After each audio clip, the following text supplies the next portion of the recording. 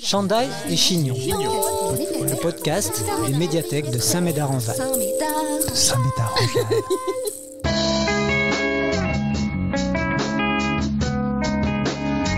Peyo, 23 ans, parle de sa formation d'élève pilote dans l'armée de l'air et de l'espace.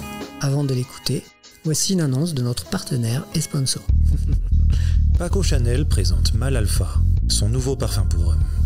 Élaboré à base d'extraits de métal en fusion et d'essence de cuir de loup, Mal Alpha vous donne le pouvoir. Avec Mal Alpha, le monde vous appartient. Mal Alpha, parfum pour homme, Paco Chanel. Les mecs, ils sont top. Franchement.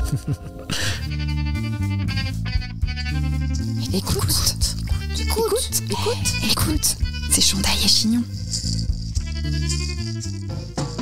Peyo, vous avez 23 ans et vous suivez actuellement une formation d'élève pilote dans l'armée de l'air et de l'espace. Par quel cursus êtes-vous passé avant cette formation ? Je suis passé par le cursus COPN pour élève officier du personnel navigant.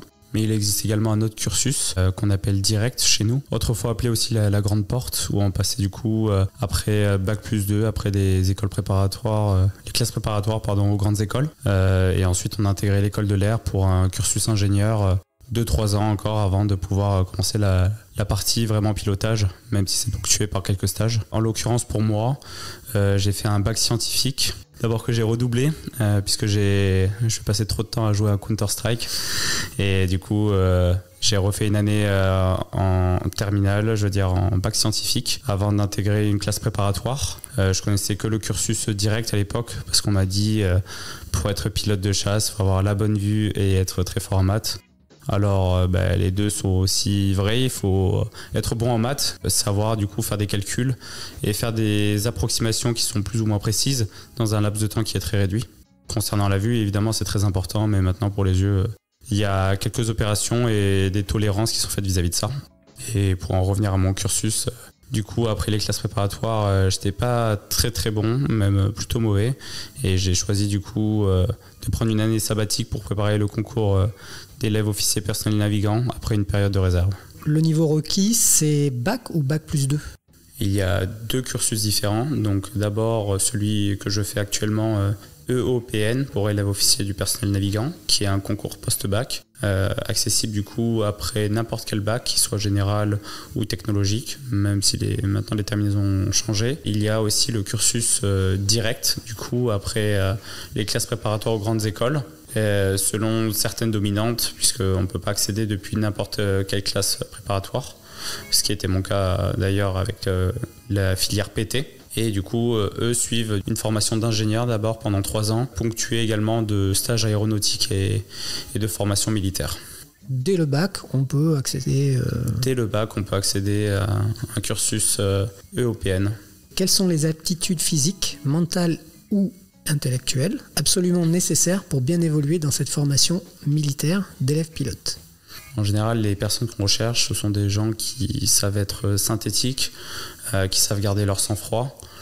Ce sont des gens en fait qu'il faut qu'ils excellent, pas forcément dans un endroit, mais qu'ils soient très bons partout. Donc on demande une certaine constance. Et il faut être aussi bien à l'aise physiquement, à l'aise, d'un point de vue mental, de savoir encaisser, puisqu'il y aura des moments forts et des moments qui seront plus difficiles. Et voilà, il faut savoir être plutôt couteau suisse polyvalent et être très bon partout. Donc j'imagine qu'il y a toute une série de tests. Oui, il y a toute une série de tests. Les tests ont changé depuis que je suis passé il y a maintenant 2 ans. Mais le principe reste toujours le même. C'est 3 à 4 jours de sélection, sans dire de bêtises, où en fait on va être évalué d'un point de vue psychotechnique, psychomoteur, sur l'anglais, sur les mathématiques. Donc sur les maths, ça va être par exemple des calculs, pour être concret. Donc on a 2 avions en rapprochement et c'est de savoir à quel instant T ils vont se croiser. Pour donner un exemple concernant les maths, l'anglais ça va être type TOEIC en général, on va s'attendre à ça. Et tout ce qui est psychotechnique et psychomoteur, d'un point de vue psychotechnique, ça va être par exemple de l'orientation spatiale. Ça va être par exemple avoir comme un Rubik's Cube avec des formes particulières à retenir avec leur position. Et d'un point de vue psychomoteur, on a ce qu'on appelle le SECPIL qui est toujours en place, qui est du coup un test de motricité où en fait on va voir comment on jongle et on conjugue avec les différents axes, que ce soit le palonnier, donc un axe qu'on manipule au pied, et le manche, ce qu'on le retrouve déjà dans un avion.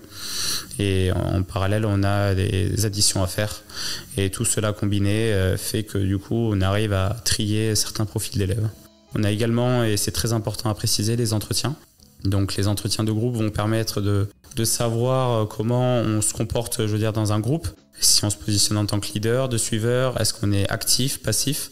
Et ensuite, toute cette batterie de tests est évaluée pendant les entretiens avec les psychologues et avec les pilotes. Concernant la partie avec le psychologue, ça va être des questions qui sont personnelles. Ça peut être des questions où on rebondit, je veux dire où il va rebondir sur ce qu'on a dit. C'est des questions, par exemple, les plus évidentes sont celles sur l'engagement. Pourquoi l'armée? Pourquoi être pilote? Qu'est-ce qu'on ferait si vous n'arrivez pas au cursus pilote? Si vous avez un accident et que vous perdez votre aptitude pilote, qu'est-ce que vous faites? Ça peut être également, oui, du coup, les questions sur l'engagement. Est-ce qu'on est prêt à tuer? Est-ce que ça dérange votre famille, votre cursus, etc. Avec les pilotes, on peut avoir des questions similaires, mais eux vont être axés du coup aussi sur l'aspect culture aéro. Pourquoi on voudrait faire de tel avion, tel hélicoptère, ce qu'on appelle un vecteur. Savoir si on avait suffisamment balayé le sujet et si du coup notre profil match avec les forces armées. Et d'un point de vue strictement physique, il n'y a pas de... Est-ce que vous n'en parlez pas? Je suis étonné. Si, j'ai oublié de préciser, d'un point de vue physique, à l'époque, on avait les 2 tests. Donc, on avait les tests de traction et on avait le test du luc léger. Donc, pour les tractions, ça, c'est pour le personnel masculin. Donc, à l'époque, c'était 18 tractions pour avoir la note de 20 sur 20. Et c'était dégressif. Et il fallait que les tractions soient complètes. Pour le personnel féminin, c'était des tests de suspension où, en fait, on reste à la barre. Et le but, c'est de rester du coup en position haute de traction sur la barre en suspension pendant un certain temps, mais je n'ai pas les barèmes en tête. Et d'un point de vue, je veux dire sur le luc léger, donc le test cardio, c'est un test où on va faire du coup des allers-retours. C'est ce que j'ai déjà fait d'ailleurs au lycée. Donc le bip bip, où on va faire en fait des allers-retours et les bips vont être de moins en moins éloignés, ce qui va forcer du coup à distance constante notre vitesse jusqu'au moment où on n'arrive plus à aller jusqu'au l'autre côté du terrain. Et y a-t-il des critères particuliers de taille, de minceur, d'âge ou encore autre chose pour pouvoir accéder à cette formation? Il y a en effet des barèmes concernant le médical où on a une aptitude qu'on passe à Percy ou à Toulon qui sont des centres d'expertise pour le personnel navigant. Et en fait, on a un certain standard pour les yeux, les oreilles, l'état général. On retrouve déjà ça chez le personnel, je veux dire chez les militaires, qu'on appelle le CIGICOP, où en fait, avec une batterie de tests et des codes chiffrés, on est capable de déterminer la condition physique de la personne et voir du coup si on est dans les standards concernant notre spécialité. Ce test est poussé beaucoup plus loin pour le personnel navigant. Pour donner un exemple pour les yeux, on a des tests du coup de daltonisme qui sont très poussés. On a également des tests du coup de vision binoculaire et d'autres dont je n'ai pas les termes pour la partie du coup audio, je veux dire pour les oreilles. On a du coup des sons plus ou moins aigus et graves à des intensités sonores différentes et du coup en balayant du coup tout le spectre de l'audible, on va savoir sur quelle fréquence on entend et sur celle où on entend moins bien. Sur la partie médicale, on a également la taille. On a une taille minimum qui est de 1,60 m, sans dire de bêtises, et on a un poids minimum, 55 kg, sans dire de bêtises, mais ce sont des chiffres à revérifier et qui peuvent varier.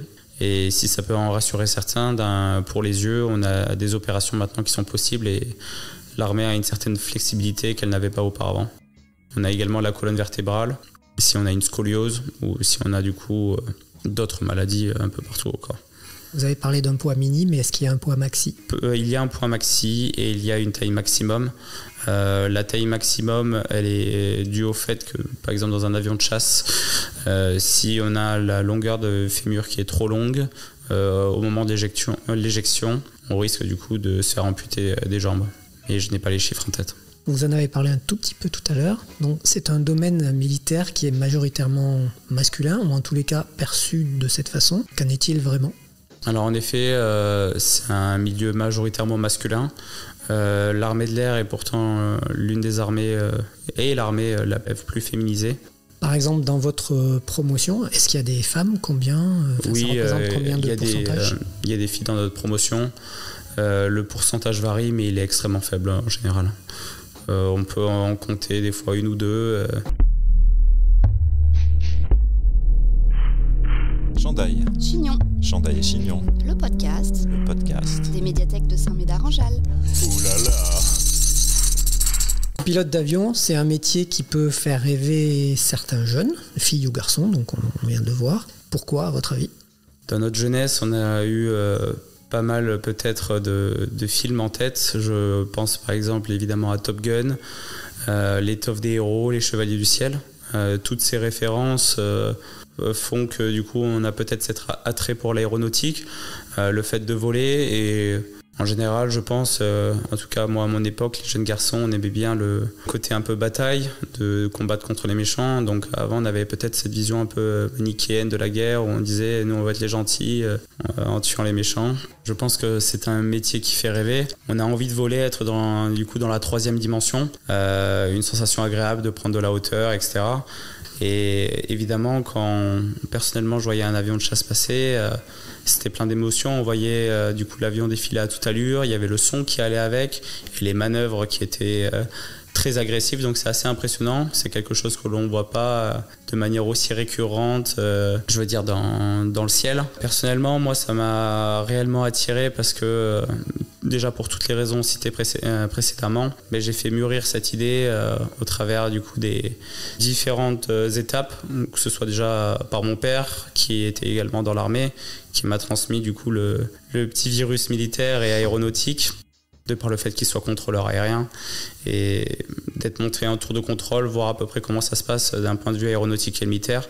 Mais j'ai pas fait ce cursus que je fais aujourd'hui pour lui faire plaisir. J'ai fait un brevet d'initiation d'aéronautique qui m'a permis de voir le côté aéronautique, ainsi qu'un brevet de base maintenant qui s'appelle l'ABL, qui est un petit brevet aéronautique qui me permet de voler sur le bassin d'Arcachon. Et ensuite pour l'aspect militaire, j'ai fait une formation de réserviste qui était en partenariat avec la fédération aéronautique, qui m'a permis de connaître l'aspect militaire personnellement et savoir si le côté aéronautique et militaire me plairait bien. Et au vu de cette expérience, donc la vôtre, qu'est-ce qui vous semble être le plus difficile dans cette formation ? Ce qui me semble le plus difficile dans la formation, malgré le fait que j'y sois depuis pas longtemps, ça va être la rigueur de travail. On attend à ce qu'on ait une certaine autonomie et que on puisse travailler beaucoup et de manière très régulière, et de savoir pas mal aussi prendre sur soi, être polyvalent et être bon partout, donc que ce soit d'un point de vue sportif, d'un point de vue résilience sur le côté militaire, et savoir encaisser beaucoup d'informations. D'un point de vue plus technique ou technologique, on parle maintenant des intelligences artificielles, donc les IA, oui, à peu près pour tout. On imagine assez clairement qu'il y en a dans les avions. Est-ce que vous pouvez nous en parler un petit peu ? Alors à ma connaissance et en source ouverte, je n'ai pas d'informations concernant l'intelligence artificielle. Néanmoins, c'est un support évidemment qui est extrêmement pertinent et qui permettrait au pilote de se concentrer plus sur la mission, si on prend l'exemple d'un pilote de chasse, et moins sur la partie vol, puisque l'avion n'est qu'un vecteur qui permet d'aboutir à une mission. Maintenant, l'IA, je n'ai pas plus d'informations que ça à donner. Plus concrètement, on se replonge dans votre formation. Est-ce que vous pouvez nous raconter une journée type, s'il y en a une, bien sûr ? Alors c'est ça que j'aime beaucoup à l'armée et sur mon cursus d'élève pilote, c'est que je n'ai pas de journée type. Tout va dépendre en fait quand vous allez me poser la question. On voit dans les conflits actuels qu'en plus des avions, il y a également beaucoup de drones. Est-ce que votre formation est prévue aussi pour piloter les drones ? Bien sûr, ça a été mis en place assez récemment. On a le cursus drone qu'on appelle chez nous PAD, pilote à distance. Ce cursus est partiellement intégré à notre formation d'élèves pilotes. Les personnels drones ont aussi une sélection qui est spécifique, même s'ils suivent les mêmes sélections que les élèves pilotes traditionnels. Ils suivent du coup notre formation des classes militaires jusqu'à la partie vol qui se fait à Salon de Provence, et ensuite ils seront à terme du coup déployés depuis la base aérienne 709 de Cognac, où ils seront pilotes à distance avec un équipage de 4 personnes pour piloter le Reaper, le MQ-9 Reaper. Pourquoi il faut 4 personnes pour piloter un drone? Alors il en faut pas 4 pour piloter un drone, mais il en faut 4 dans le drone. Le pilote, donc le pilote à distance, PAD. Avec lui, on a le Senso, donc l'opérateur senseur, c'est celui qui va s'occuper de la boule, du capteur. Et à l'arrière, on va retrouver du coup les personnels sur le renseignement. Alors on revient à votre parcours. Quel est votre objectif après cette formation et combien de temps vous faudra-t-il pour l'atteindre? Alors mon objectif, c'est d'être pilote de chasse. Là, il y a en ce moment 3 avions, le Mirage 2000B, le Mirage 2000D et le Rafale, biplace et monoplace. Et je pense que quand si j'arrive au terme de cette formation, puisqu'on est toujours sur la sellette, il n'y aura plus que 2 choix possibles entre Mirage 2000D et Rafale. Pour autant, je suis ouvert également aux spécialités, de pilote de transport et pilote d'hélico, car il y a des avantages et des inconvénients dans chaque cursus et des appétences dans chacune. Donc vous pouvez être aussi pilote d'hélico?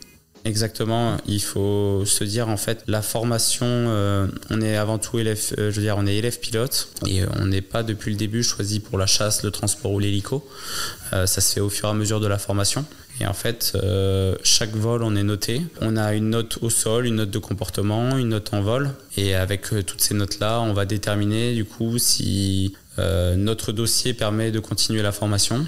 Et au bout d'un certain nombre de vols qui ne se sont pas bien passés, on peut aussi risquer de passer en conseil d'instruction. Comme j'imagine que sortir en Rafale ou un Mirage 2000, ça coûte très cher, les pilotes s'entraînent plutôt sur des Alpha Jet, je crois? Non, en fait, l'Alpha Jet, c'était l'ancien avion de formation, donc l'avion pré-spé chasse, qui du coup était juste avant la partie vol sur Rafale ou Mirage 2000. Maintenant, il est remplacé à la base, toujours à la BA709 de Cognac, par le Pilatus PC-21. C'est les petits avions bleus qu'on voit.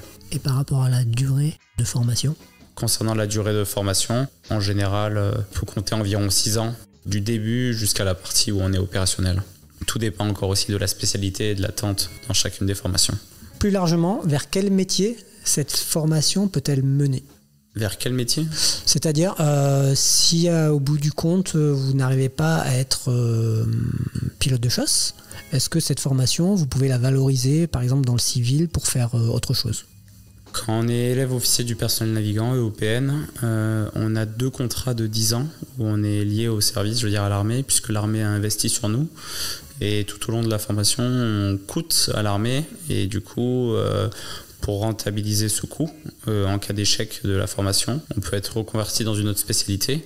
Donc, soit potentiellement, on peut avoir le navigateur officier système d'armes, donc la place arrière d'un chasseur, ou on peut être du coup personnel non navigant et effectuer du coup faire d'autres métiers, Toujours au sein de l'armée. Au sein de l'armée, oui. Et en fonction du coup, c'est là où les études importent pas mal parce que si on a un certain bac, un bac plus 3 par exemple, on peut peut-être prétendre à être officier et accéder à certaines spécialités avec un certain grade. Quelles sont les principales différences, s'il y en a bien sûr, entre cette formation militaire et une formation de pilote pour l'aviation civile? Déjà d'un point de vue militaire, on dépend du code de la défense, comparé du coup à un code du travail qu'on retrouverait du coup dans l'aviation civile. C'est-à-dire qu'on irait à l'armée potentiellement jusqu'au sacrifice suprême. Il y a l'aspect militaire qu'on ne retrouve pas du coup dans la partie civile. Il se trouve que le hasard du calendrier fait qu'il y a eu un accident cette semaine entre 2 Rafales. Donc on entend souvent que l'avion est statistiquement le moyen de transport le plus sûr. Donc c'est sans doute exact quand on le prend occasionnellement, mais la probabilité d'un accident est bien plus importante lorsque l'on passe beaucoup de temps dans un avion en vol, comme c'est votre cas. Donc est-ce que vous avez une appréhension par rapport à ça ou vraiment pas du tout? Le maître mot qu'on entendra dans le cursus, dans la partie aéronautique et militaire, et même aéronautique au sens large, c'est sécurité des vols.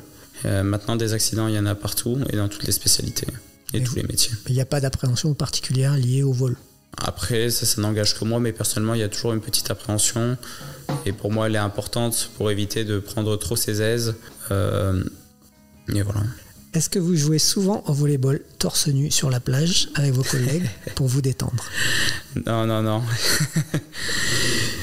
Bien joué la ref pour Top Gun 2 là. La question que je vais vous poser maintenant, on la pose à tous nos invités. Oui, bien sûr. Alors ça sort du cadre strictement de l'aviation, de ce que vous voulez, c'est en général 3 choses que vous aimez et 3 choses que vous n'aimez pas. 3 choses que j'aime bien: l'aventure, passer des bons moments avec son entourage et ses amis, et voler. Et 3 choses que vous n'aimez pas. La mauvaise cuisine, s'ennuyer, l'hypocrisie des gens, mais je veux dire ça, ouais, l'hypocrisie des gens. Et pour finir, comment pourriez-vous décrire votre formation d'élève pilote en 3 mots seulement? Palpitante, difficile, enrichissante. Merci beaucoup. Semez vos envies et cultivez votre curiosité en attendant le prochain podcast des médiathèques de Saint-Médard-en-Jalles. Abonne-toi. Chandail et chignon. Chandail et chignon. C'était pas très intéressant.